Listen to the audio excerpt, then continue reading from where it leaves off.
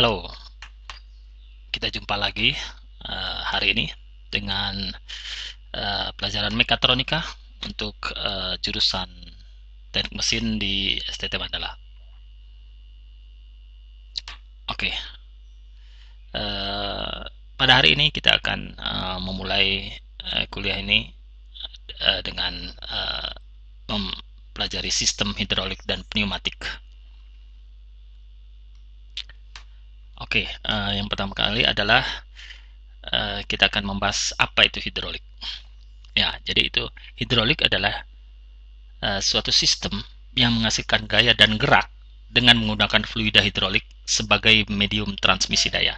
Dalam hal ini, fluidanya adalah fluida cair, yaitu oli hidrolik. Aplikasi hidrolik ini banyak sekali ya kita lihat dalam kehidupan sehari-hari. Ada beberapa kategori dari aplikasi hidrolik ini, yaitu pertama adalah stationary atau fix. Ya, jadi sistem hidrolik itu di fix, jadi nggak mobile gitu ya, yaitu contoh dalam suatu industri, baik industri proses maupun industri produksi atau manufaktur. Kemudian ada kategori yang lain yaitu mobile atau bergerak. Dia bisa bergerak di atas roda atau bergerak di atas trek. Contoh penerapannya itu adalah dalam bidang konstruksi, eskavator, kemudian shovel dan lain-lain yang kita sering lihat di suatu site construction. Oke, berikutnya aplikasi-aplikasinya bisa juga dalam marine, perkapalan. Kemudian dalam bidang pertambangan, mereka perlu conveyor dan sebagainya. Kemudian untuk teknologi yang canggih yaitu pesawat terbang. Karena di pesawat terbang, kontrol surface-nya itu harus digerakkan. Salah satu alternatifnya adalah digerakkan dengan hidrolik. Ya, seperti flaps, kemudian rudder, dan lain-lain. Oke, untuk aplikasi stationary hidrolik sebagai contoh adalah untuk mesin produksi, seperti misalnya mesin bubut dan sebagainya. Oke, kemudian dapat juga diaplikasikan untuk jalur transfer dari suatu material misalnya. Kemudian bisa juga sebagai suatu alat angkat dan angkut. Alat angkat itu berarti mungkin seperti lift, elevator. Kemudian alat angkut itu seperti conveyor dan sebagainya. Kemudian bisa juga sebagai untuk mesin press. Kemudian injection molding. Kemudian kalau di gedung-gedung itu lift itu bisa juga digerakkan dengan cara hidrolik. Oke, berikutnya kita bahas ada mobile hydraulics. Jadi mobile hydraulics itu adalah dia bergerak ya. Contohnya adalah untuk mesin konstruksi, karena dia bisa bergerak di mana-mana karena dia dipasang di atas suatu ban yang berjalan atau dalam suatu di atas suatu track ya. Kemudian contohnya adalah eskavator, kemudian platform pengangkat, mesin pertanian dan sebagainya. Prinsip dasar hidrolik saya akan sedikit menerangkan di sini, yaitu pertama tekanan hidrostatik. Jadi tekanan hidrostatik itu adalah tekanan yang dialami apabila ada suatu fluida dengan tinggi sebesar H. Ya, contohnya yang sini ya, yang di sebelah kiri ya, gambar sebelah kiri itu suatu piston, di atasnya terdapat fluida dengan tinggi H. Maka tekanan hidrostatik di piston tersebut oleh fluida yang berada di atasnya tersebut adalah H, tingginya tersebut, dikalikan dengan massa jenis dari fluida yang ada di atas piston tersebut, dikalikan dengan gaya gravitasi. Jadi itu adalah tekanan hidrostatik. Oke, gaya itu berhubungan dengan luas permukaan. Contohnya, di gambar sebelah kanan, kita lihat bahwa misalnya kita punya suatu kontainer ya, kontainer yang mempunyai bentuk kotak ya, box seperti itu. Maka apabila ada luas permukaan sebesar A1 di kotak yang pertama, kemudian di kotak yang kedua adalah A2, maka tekanan untuk yang di kotak A ini adalah F ya, besarnya gaya dibagi dengan luas permukaan A1. Demikian juga untuk di kotak yang kedua, maka tekanan itu adalah gaya F dibagi dengan luas, dalam hal ini adalah luasnya A2.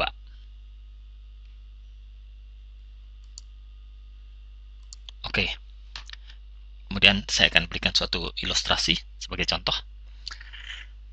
Contoh, kita punya suatu silinder piston ya, yang biasanya digunakan dalam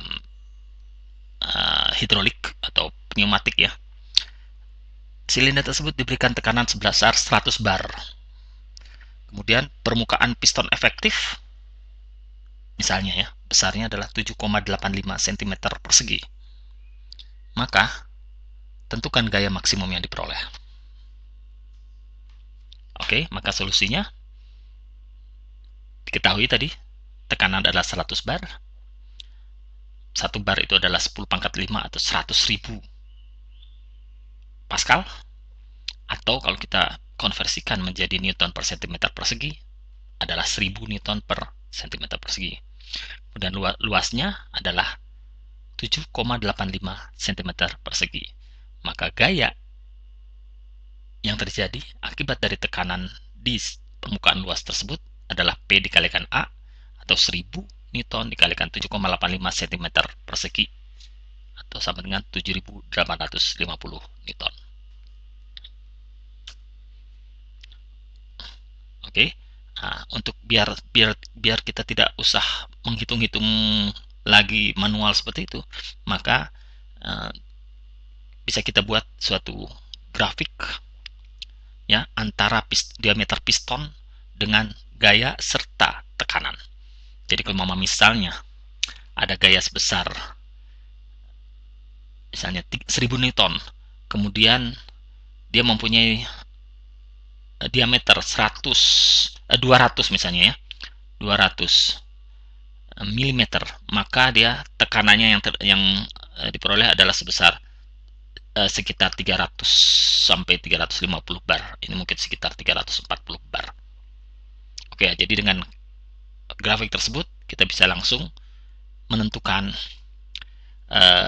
berapakah tekanan atau berapakah gaya ya, apabila kita punya diameter piston atau dan kita punya tekanan, atau kita bisa menentukan tekanannya apabila kita punya informasi diameter pistonnya dan informasi gaya. Berikutnya akan belajar yaitu transmisi tekanan. Contoh seperti dalam gambar, misalnya suatu gaya F1 yang di atas ini ya, menekan melalui luas penampangnya A1, ada piston A1. Maka tekanan P yang ditimbulkan oleh F1 ke piston A1 ini akan diteruskan sama rata ke semua titik di dalam ruang tertutup tersebut. Jadi misalnya yang ke sini, yang di luas A2 itu juga P, yang di luas A5 itu adalah P, dan lain-lain. Semuanya itu sama-sama F1 per A1 tekanannya. Oke ya, itu adalah salah satu hukum dalam hidrolik yang dipakai, hukum fisika ya dalam hidrolik, yang disebut hukum Pascal. Oke, berikutnya adalah transmisi daya.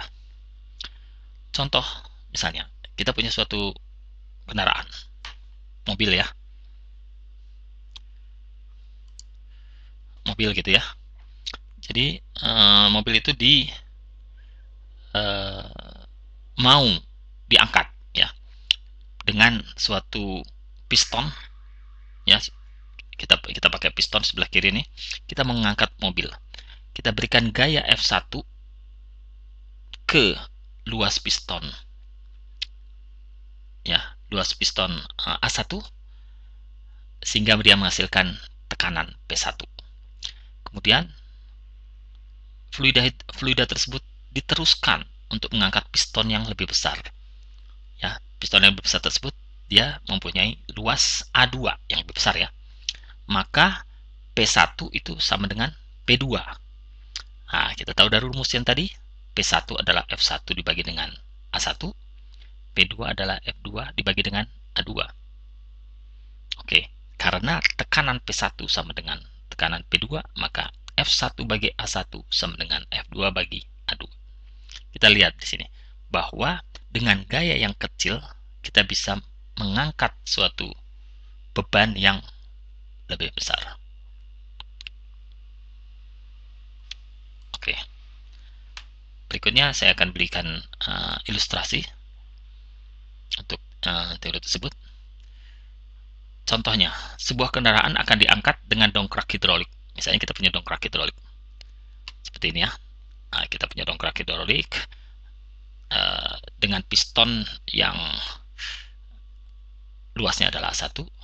Kemudian akan mengangkat suatu kendaraan dengan suatu piston yang luasnya A2. Masa kendaraannya 1.500 kg yang akan diangkat. Maka berapakah gaya yang diperlukan di piston tersebut? Ya, di F1 berapa?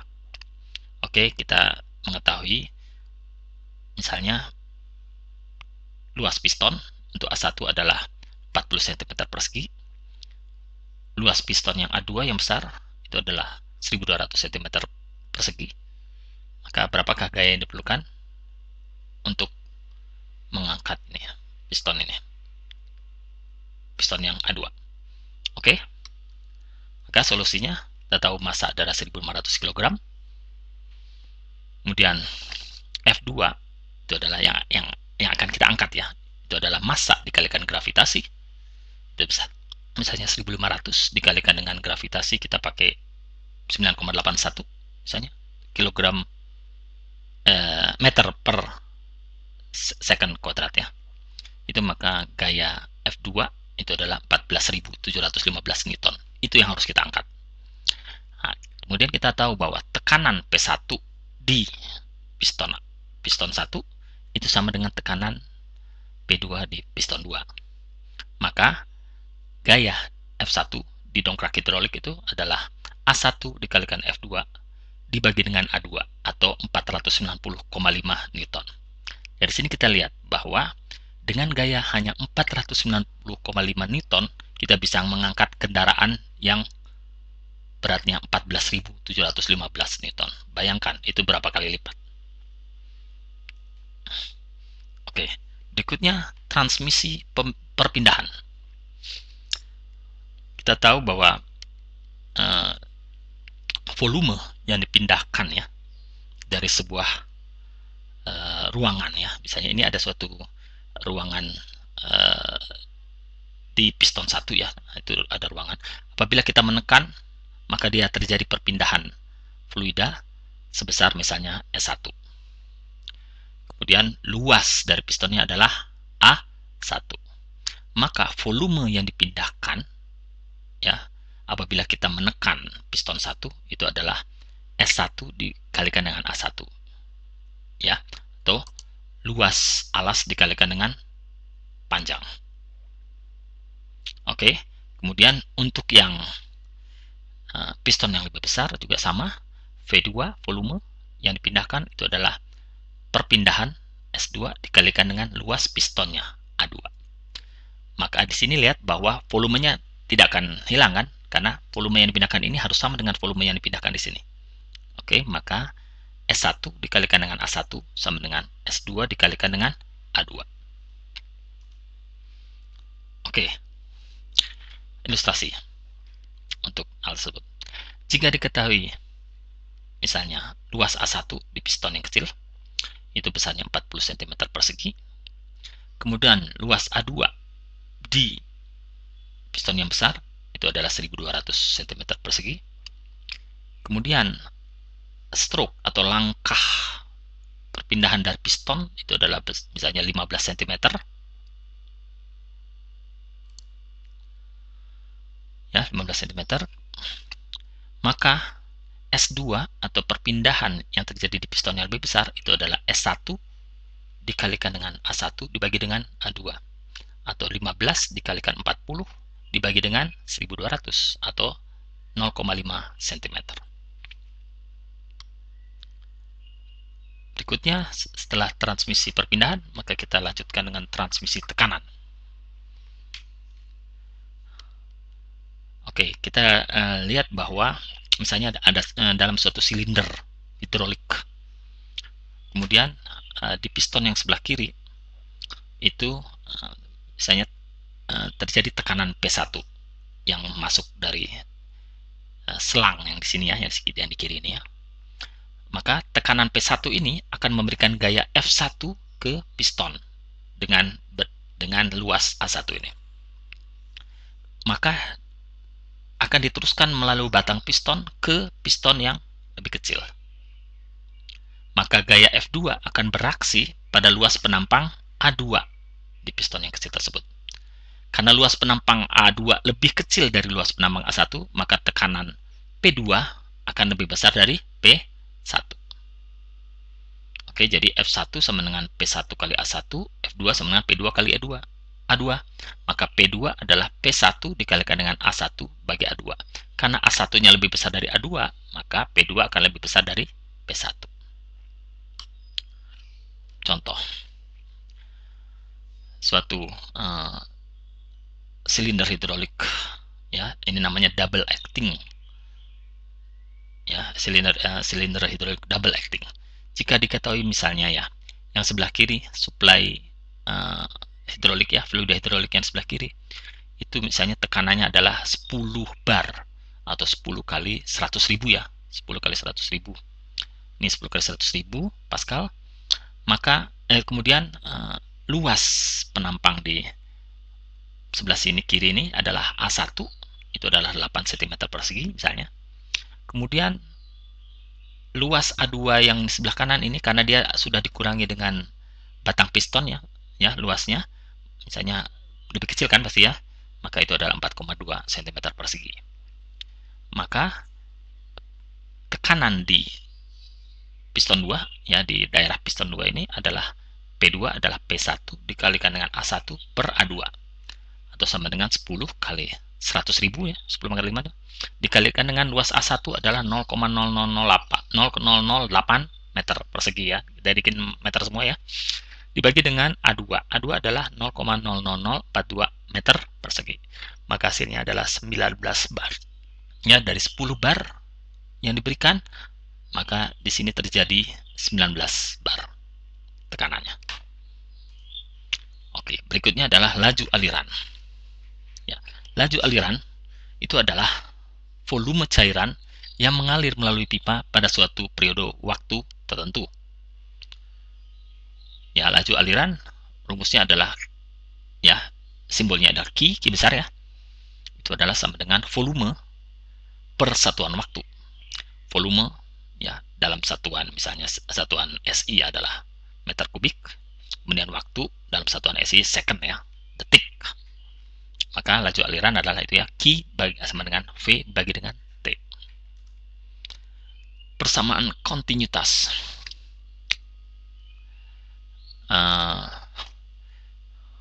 Persamaan kontinuitas diperoleh dengan rumus gerak ya, rumus gerak. Kita tahu bahwa waktu ya itu adalah jarak dibagi dengan kecepatan ya. Jaraknya S misalnya, kemudian kecepatannya V. Ya, maka T waktu itu adalah S dibagi dengan V. Kemudian volume kita tahu adalah luas alas dikalikan dengan perpindahan atau S. Jarak atau perpindahan kan. Jadi A dikalikan dengan S. Maka laju aliran Q itu adalah V dibagi dengan T kan, luasnya rumusnya itu sama dengan kita masukin V-nya adalah AS dibagi dengan T adalah S per V, maka A dikalikan dengan V ya, dimana A itu adalah luas penampang dari pipa tersebut, V adalah kecepatan aliran fluida di dalam pipa tersebut. berikutnya daya hidrolik. Ya, dalam suatu sistem hidrolik kita berbicara tentang daya ya. Jadi suatu pompa itu menghasilkan energi mekanik, ya, mechanical power. Itu pompa itu biasanya digerakkan bisa motor listrik, bisa motor bakar, ya, internal combustion engine, ya. Maka motor listrik biasanya mempunyai suatu daya listrik, ya, dalam watt, ya, biasanya, ya. Kemudian itu akan dikonversi menjadi gaya mekanik, mechanical power. Itu besarnya adalah, rumusnya adalah P adalah 2 kali P dikalikan dengan N dikalikan M, di mana M adalah momen torsi, ya, yang diberikan oleh pompa, dikalikan dengan N itu adalah putaran pompa, dikalikan dengan 2pi karena N itu dalam RPM, ya. Kemudian oleh pompa, fluida tersebut, mechanical power atau gaya mekanik tersebut akan dikonversi menjadi daya hidrolik. Daya hidrolik besarnya adalah P, tekanan yang diberikan oleh pompa, dikalikan dengan laju aliran yang bisa diberikan oleh pompa. Kemudian akan masuk ke dalam sistem hidrolik, katup, kemudian masuk ke dalam silinder hidrolik, kemudian akan, misalnya, ya, dia akan memindahkan suatu beban, maka dia akan kembali dikonversi menjadi daya mekanik. Daya mekaniknya itu adalah besarnya adalah gaya F dikalikan dengan kecepatan dari benda tersebut. Oke. Oke, berikutnya saya akan berikan ilustrasi. Misalnya diketahui bahwa tekanan yang terjadi di suatu sistem dari pompa, ya, itu adalah 60 bar misalnya. 60 bar itu adalah 60 kali 100.000 Pascal. Kemudian misalnya laju aliran yang diberikan oleh pompa itu adalah 4,2 liter per menit. Kita ubah menjadi meter kubik per second, jadi 0,07 kali 10 pangkat minus 3 meter kubik per second. Maka tekanan hidrolik, daya hidrolik itu adalah tekanan P dikali dengan Q, laju aliran, atau hasilnya 420 watt. Ya, jadi daya hidrolik yang dihasilkan oleh pompa itu adalah 420 watt. Karena adanya kerugian dari sistem hidrolik, karena dia harus, fluida hidrolik itu harus lewat katup, kemudian ada gesekan, ada panas, maka biasanya efisiensi sistem hidrolik sekitar 70% sampai 75%. Jadi daya mekanik yang akan dihasilkan adalah biasanya 70% sampai 75% dari 420 watt. Misalnya 300, bisa menjadi 360-an watt itu yang menghasilkan gaya mekanik di piston. Oke. Komponen-komponen sistem hidrolik itu adalah ada beberapa, yaitu supply daya atau power supply unit, ya. Kemudian fluida hidrolik, tentu karena ini adalah media untuk transmisi daya. Kemudian katup. Fluida hidrolik tersebut itu kita harus atur arahnya, dia mau kemana, mau ke sistem yang mana. Itu misalnya ke piston, dia harus ke piston atau dia harus balik lagi ke penyimpanan fluida hidrolik. Kemudian tekanannya juga harus diatur juga dengan suatu katup mengatur tekanan. Kemudian laju alirannya kita bisa atur juga dengan katup, nah, yang namanya katup pengatur aliran. Kemudian berikutnya untuk aktuator, karena kita kan akhirnya perlu untuk mengaktuasi, ya, menggerakkan sesuatu, ya. Itu adalah kita pakai silinder yang terdiri dari beberapa macam, yaitu single acting, ya, apabila dia cuma alirannya cuma di satu tempat, di satu alirannya itu masuk ke dalam satu port aja. Kemudian untuk baliknya lagi, misalnya dia pakai pegas untuk bisa balik lagi. Kemudian ada double acting, jadi dia bisa masuk ke dua port, yaitu pertama dia mendorong, berikutnya dia membalikkan lagi. Kemudian ada juga yang sistem teleskopik, yaitu semacam kalau antena ya, kalau mama kita punya antena radio apa sekali itu kan teleskopik ya, bisa diperpanjang-panjang lagi gitu lah. Ya, seperti itu ya, seperti teleskopik namanya untuk antena itu. Kemudian motor hidrolik atau rotary actuator, yaitu ya, fluida hidrolik itu dipakai untuk memutar suatu turbin ya, sehingga terjadi gerak rotasi yang bisa untuk menggerakkan sesuatu. Oke, pertama kita bahas dari komponen-komponen hidrolik tersebut adalah power supply unit, atau dalam dunia hidrolik praktek ya, itu kita namain power pack.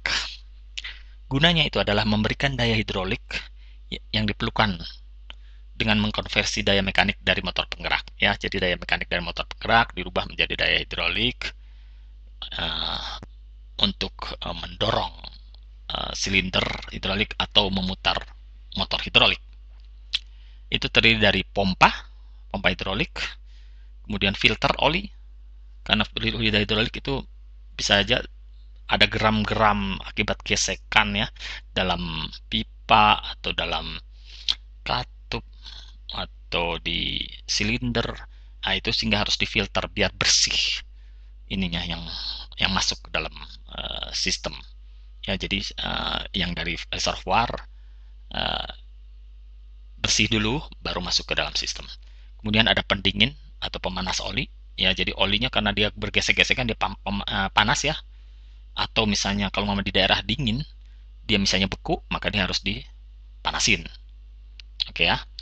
Kemudian reservoir atau penyimpanan oli. Jadi contohnya sebelah kanan ini ya, kita lihat di gambar.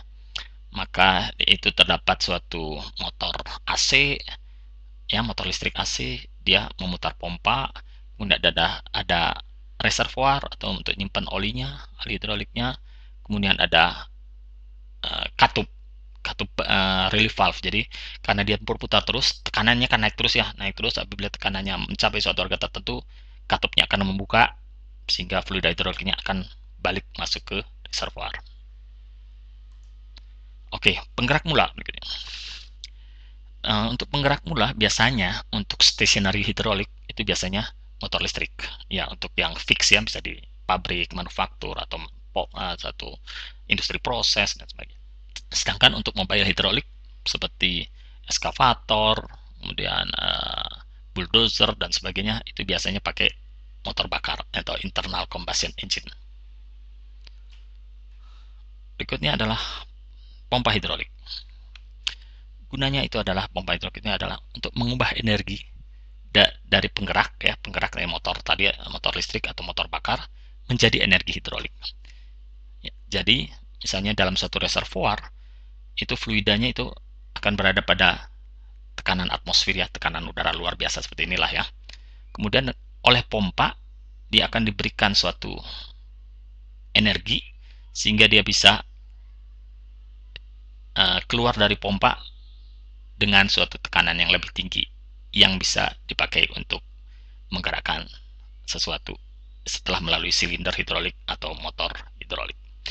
Ini adalah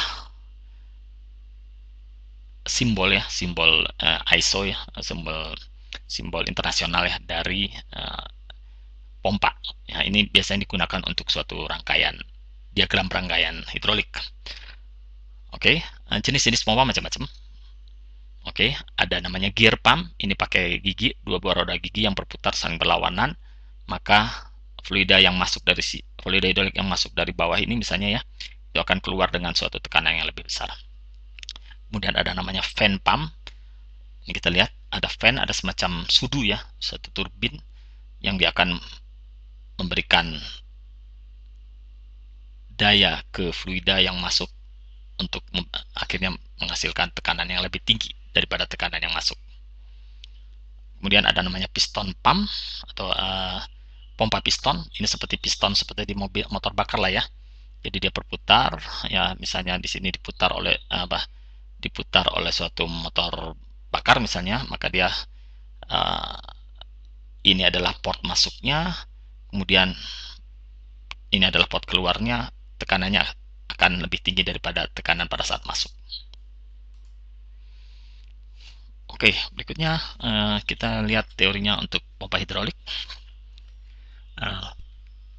Volume yang dipindahkan atau perpindahan volumetrik istilahnya ya, volume yang dipindahkan atau perpindahan volumetrik, atau kadang-kadang orang juga bilang volume kerja, itu adalah ukuran dari sebuah pompa, yaitu volume cairan yang diberikan pompa untuk setiap putaran pompa. Jadi setiap putaran pompa berapa dia volumenya, terus gitu ya. Oke, maka laju aliran volumetrik itu adalah Q, simbolnya itu adalah N putaran pompa dikalikan dengan volume kerja. Ya, jadi N dikalikan dengan V. Fluida hidrolik. Fluida hidrolik adalah media kerja yang mentransfer energi dari power supply unit untuk menggerakkan silinder atau motor hidrolik. Ya biasanya sampai saat ini biasanya menggunakan mineral oil base ya. Jadi basisnya adalah mineral ya. Jadi minyak bumi ya maksudnya. Atau dinamakan hydraulic oil. Jadi minyak hidrolik. Oke, saya berikan ilustrasi untuk pompa. Putaran pompa, misalnya kita punya suatu pompa. Putarannya adalah N sama dengan 1450 rpm. Jadi 1450 putaran ya per menit. Kemudian volume kerjanya misalnya adalah 2,8 cm kubik per putaran ya, per satu putaran. Maka berapakah laju aliran volumetrik pompa? Maka kita pakai rumus Q adalah N dikalikan dengan V, atau 1450 rpm dikalikan dengan 2,8 cm kubik. Hasilnya adalah, kalau kita convert ke liter, adalah 4,06 liter per menit. Itu adalah laju aliran volumetrik, atau apa tadi? Volume kerja. Berikutnya katup. Katup itu adalah suatu peralatan untuk mengatur ya apa yang harus dilakukan oleh istilahnya lah ya, oleh oli hidroliknya. Jadi yang bisa diatur adalah arahnya. Jadi fluida hidroliknya, oli hidroliknya bisa diatur arahnya mau kemana. Jadi katup ada pengatur arah, kemudian pengatur tekanan. Karena dia pompa itu muter terus ya, muter terus. Kemudian tekanannya naik, maka kita harus ada suatu alat untuk mengatur tekanan jangan terlalu gede, nanti bisa pecah atau rusak ya, karena dia tidak kuat menahan tekanan yang tinggi. Nah, itu adalah katup pengatur tekanan. Kemudian pengatur aliran, kadang-kadang dia bisa terlalu cepat ya untuk aliran fluidanya, sehingga dia pada saat dia ke silinder hidrolik maka dia terlalu cepat, maka kita harus atur laju alirannya dengan namanya katup pengatur aliran. Kemudian ada satu lagi namanya non-return valve, yaitu katup tidak balik. Jadi dia cuma aliran tuh hanya boleh lewat satu arah, kebalikannya dia tidak boleh. Kita pakai namanya non-return valve. Desain katup ada dua macam ya, secara umum lah ya, secara umum.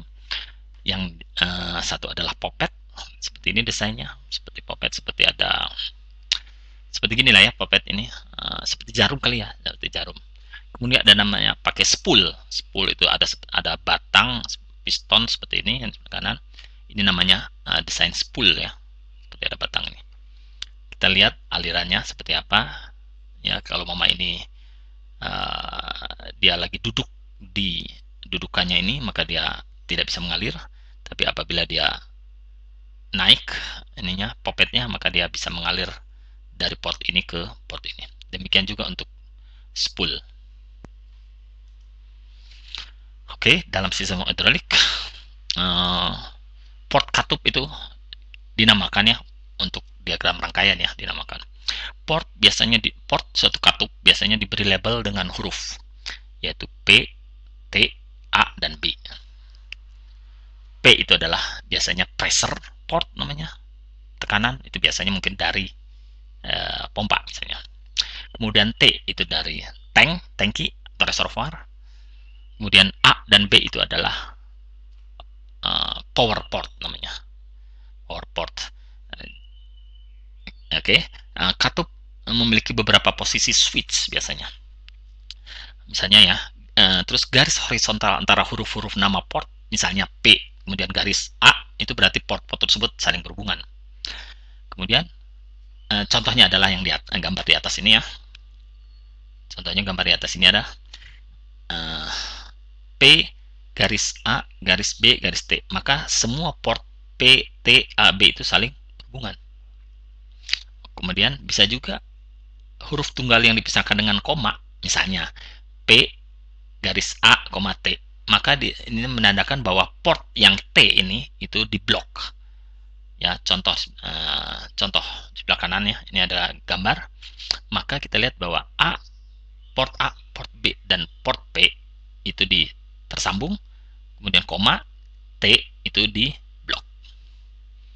Ini untuk satu posisi ya, untuk satu posisi dari katup. Berikutnya, katup pengatur tekanan. Katup ini gunanya adalah ya, misalnya ada beberapa macamnya nih ya. Itu adalah misalnya ada namanya pressure relief valve. Itu adalah gunanya adalah mengatur dan membatasi tekanan dalam sistem hidrolik. Ya, jadi tekanannya dibatasi, misalnya maksimum misalnya 100 bar ya, dalam sistem tersebut 100 bar. Apabila lebih dari 100 bar maka dia akan membuka katupnya, akan mengalirkan fluida hidrolik balik ke reservoir misalnya. Kemudian ada namanya pressure relief valve atau PRV. PRV tadi ya, PRV. Kemudian ada namanya pressure regulator. Pressure regulator itu dia akan mengurangi tekanan output ya jika terdapat tekanan input yang berlebih. Ya, bedanya duanya ini adalah pressure relief valve itu tekanan yang diukur adalah di input dari katup, sedangkan pressure regulator tekanan yang diukur adalah di output dari katup. Ya, itu beberapa contohnya. Ini simbol-simbolnya ya dalam ISO. Pressure relief valve contohnya adalah kita bisa lihat ya dalam ini diagram rangkaiannya sebelah kiri. Ini di sebelah kanan adalah diagram bagian dari katup sectionnya. Kita lihat ini adalah pressure relief valve. Jadi apabila tekanan dalam sistem tersebut ya lebih dari tekanan yang kita batasi, maka dia akan balik lagi ke reservoir fluida hidroliknya. Oke. Kemudian pressure regulator. Pressure regulator adalah gunanya ya mengurangi tekanan input ke tekanan input tertentu. Ya, ini digunakan jika diperlukan beberapa besar tekanan yang berbeda dalam sistem. Ya, misalnya kita lihat sebelah kanan. Ini adalah namanya mengurangi tekanan. Ini adalah pressure regulator. Misalnya kita tidak pengen tekanan yang kita berikan ke piston ya di silinder hidrolik itu melebihi jumlah tertentu, maka kita pasang pressure regulator sehingga tidak terlalu besar tekanan di sini. Jadi walaupun tekanan inputnya fluktuasi apa segala, tetap yang masuk ke dalam ini adalah tekanan yang sudah kita batasi. Berikutnya adalah katup pengatur arah ya. Itu contohnya adalah ini ya aktuasinya itu aktuasi katup pengatur arah itu bisa diaktuasi secara solenoid, pakai solenoid, bisa pakai tuas seperti itu, lever operated namanya, bisa namanya pilot operated. Pilot operated itu maksudnya adalah suatu katup yang lain akan menggerakkan katup yang lain, itu namanya pilot operated.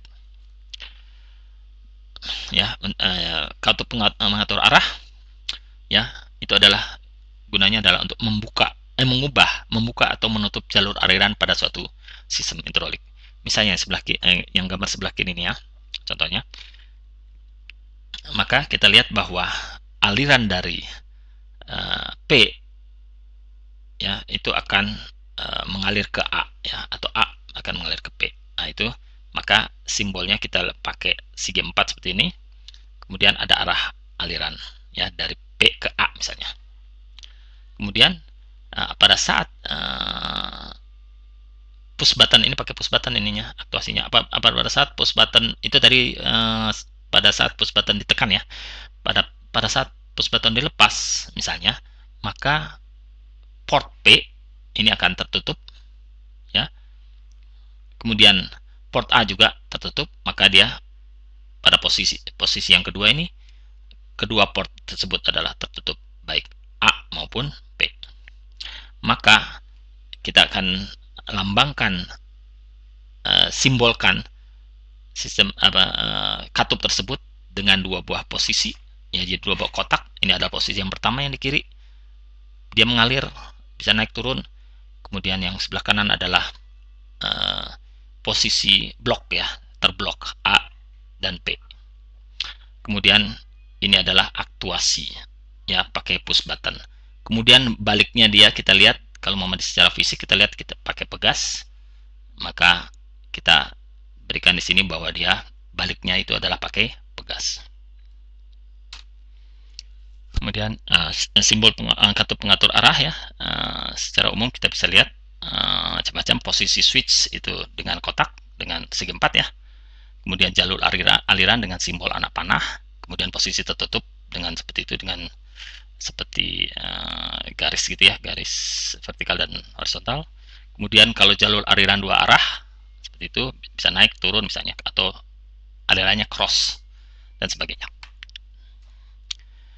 Posisi switch misalnya, maka penamaan dari suatu katup itu contohnya sebelah kiri.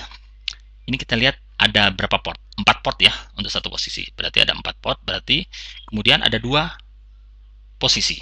Maka namanya adalah 4/2 way valve. Karena dia ada 4 port, ada 2 posisi. Kemudian di sebelah kanan, dia ada 3 buah posisi. Portnya 4 juga. Maka dia namanya 4/3 way valve. Simbol aktuasi katup macam-macam. Bisa pakai plunger, bisa pakai roller, bisa pakai tuas, bisa pakai solenoid, bisa pakai spring, pegas, bisa pakai push button, yang tombol, ya, bisa pakai pedal, bisa pakai pilot. Ya, nah ini contohnya adalah seperti ditunjukkan di bawah ini.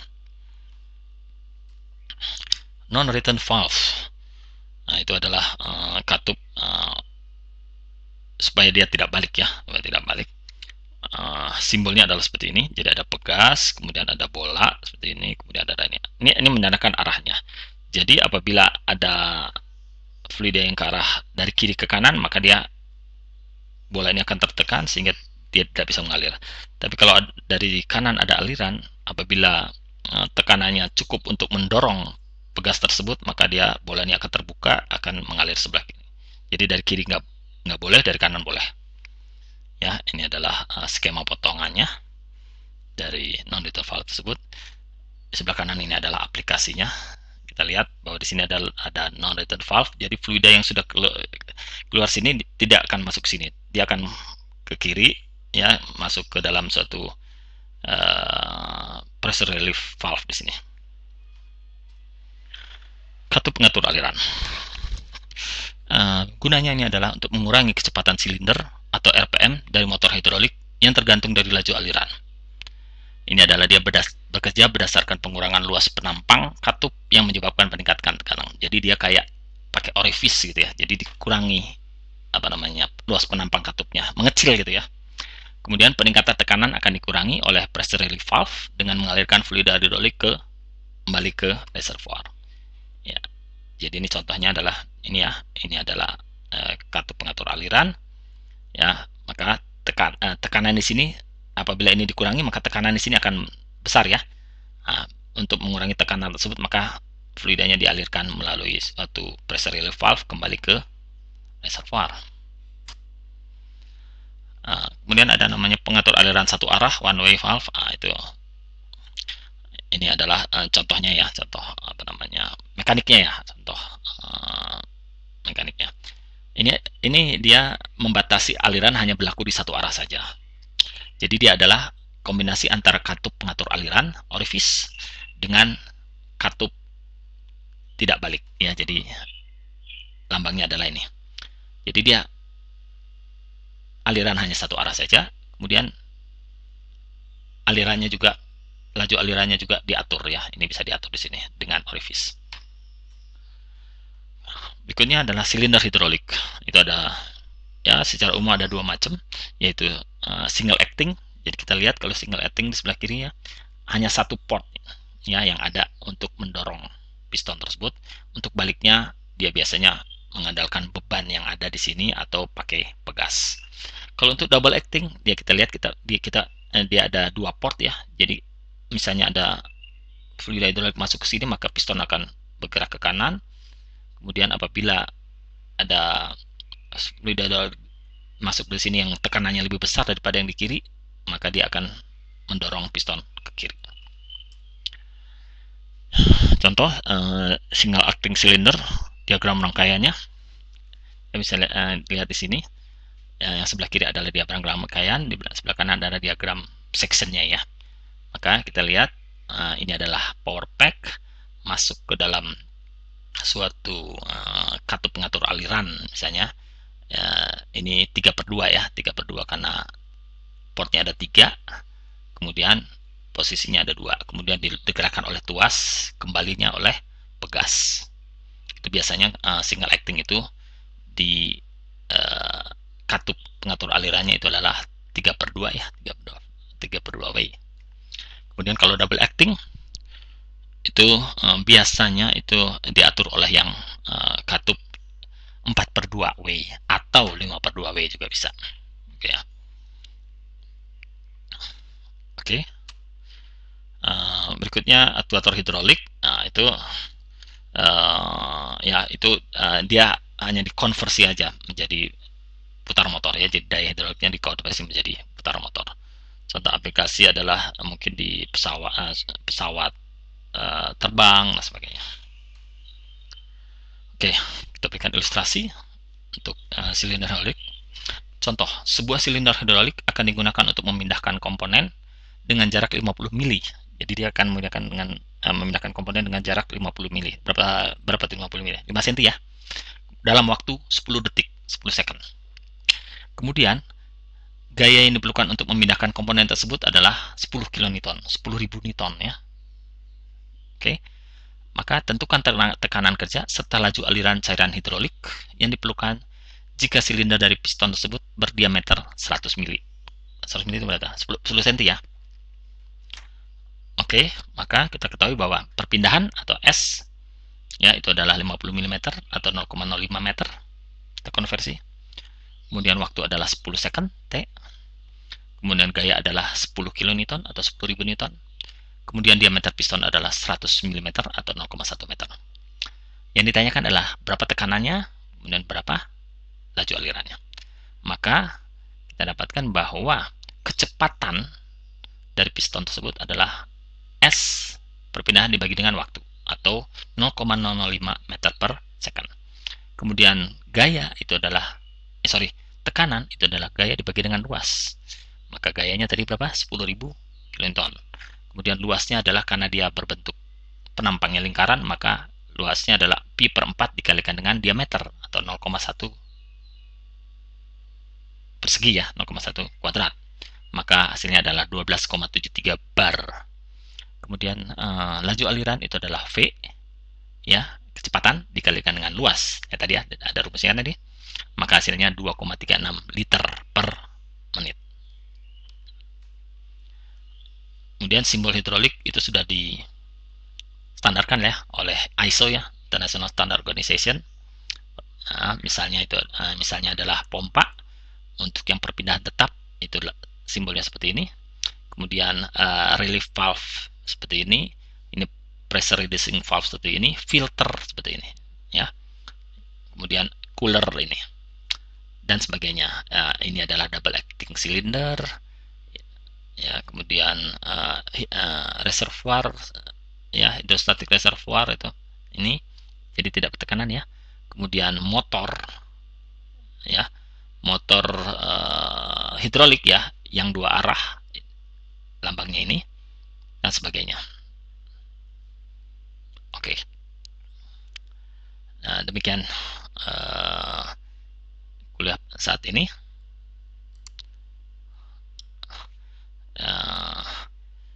Kita lanjutkan lagi di segmen berikutnya. Terima kasih atas perhatiannya.